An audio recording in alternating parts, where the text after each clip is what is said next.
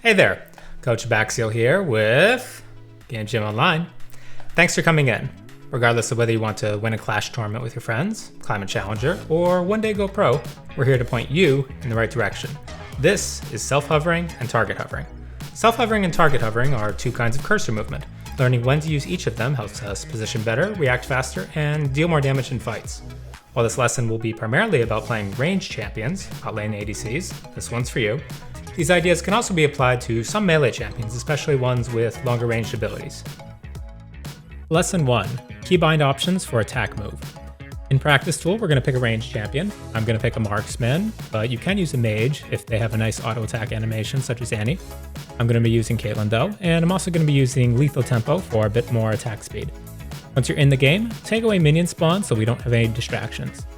Now, for this, we're going to be asking that you use something other than your right click in order to attack. That is so that when you misclick, if you click somewhere else, you don't walk forward. We want to be able to click once when we attack and only once for the best mechanical habits. By default, the game has A plus left click as your attack move command. So you hit A, you click all of that. However, there are other options in the game. If we go to our key bindings, well, we can see under movement, that's where they have the A, and by default the game also have X there. But there's another option which I like, which is bind auto attack move to left click. This, forces you to change some other things about how you play, but I like it a lot. Once I have that, you can just click once and it'll attack. This can also be set to other options as well. So we see player attack move click. It's under mouse button 1 right now. I could also set this to a key on my keyboard. So for example, I can put it on A now. I don't really need to have both attack move and attack move click bound. They do the same thing. So now I can just hit A and it'll do it with just one action. So which of these is the best? Well, they all have their pros and cons.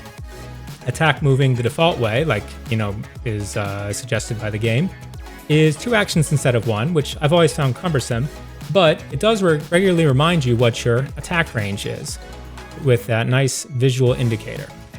Left clicking is my personal favorite, but it also forces you to disable mini-map movement. If we go to our interface here, scroll down a bit, allow mini-map movement. I have that turned off in order to be able to use left click. Also, every time you click in the shop and, things like this, it'll also cause things to happen. Lesson 2, self-hovering. Self-hovering is when you are keeping your cursor on top of yourself. This helps you position more accurately if you need to be in a precise location, and it helps you change direction quickly for dodging skill shots. So, very simply, attack once on the dummy, and then bring your cursor back on top of yourself. Now, if you get a little bit too excited, it's easy to risk canceling your auto attack. So be careful with that. But overall, this is a very natural, intuitive way to play the game.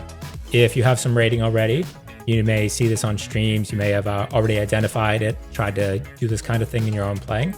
However, it's important to understand why we do this, and you'll understand when we get into our next subject, which is target hovering. Exercise 1, target hovering. Target hovering is the opposite of self-hovering. Target hovering is when we prioritize target selection and DPS over our positioning. If self-hovering was 1 click on the target, and then the rest of the time spent focused on movement, then target hovering would be 1 click for movement, and the rest of the time focused on the target. On one target dummy, that might seem easy, almost pointless. But what about with 2? Now it's not so easy to just simply click wherever. I have to at least make sure I'm clicking on the correct side in the right general area to make sure that I'm attacking that person. And we can make this an exercise. We can simulate what it's like to be switching targets at the last moment by moving around. So I'm going to click on this guy, but first I'm going to have my cursor on the far target dummy. So watch.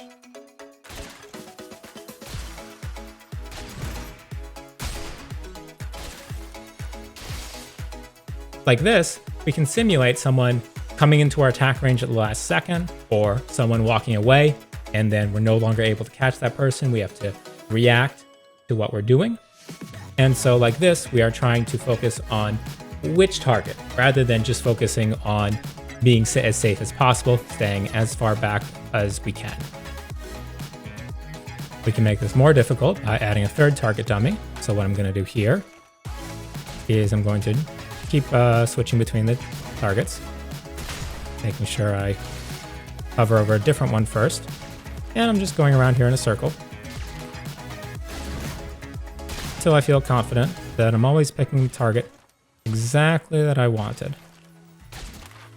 You can try to hover over all three before going. This is a little bit like playing Osu.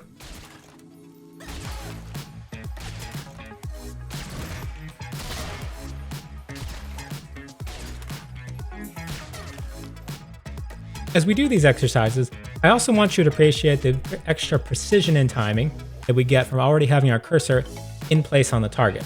When we do self-hovering, we must make a large cursor movement at the last moment right before attacking, which inevitably leads to these small variations in timing. This isn't a big deal at low attack speed, but when we get to higher attack speed, it becomes more obvious, it becomes more of a bottleneck to our mechanics. If you wish to keep learning about this subject, then I'll see you in part 2.